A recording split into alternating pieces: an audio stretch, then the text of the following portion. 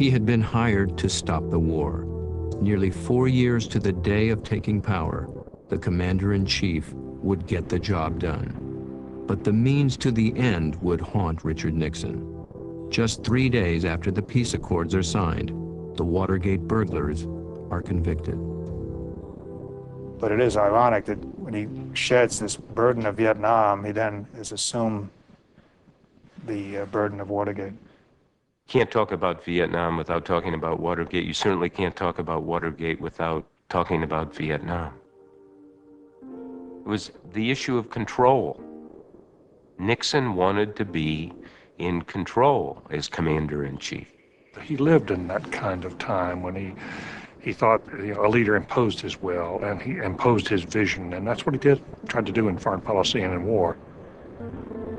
He was usually pretty certain that his course was correct in Vietnam, that the move into Cambodia was legitimate, that the blockade was legitimate, bombing was good, should be done more.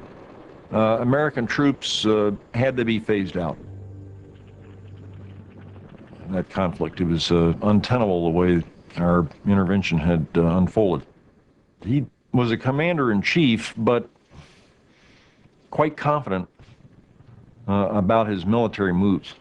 The great agony was returning to the American people and again justifying the cost, the logic of extending the war, albeit at diminishing cost. Richard Nixon may have had a plan, but he had no answer for a divided nation, and a house divided against itself cannot stand. No matter the action taken, the effort made, or the will of the most powerful man in the world.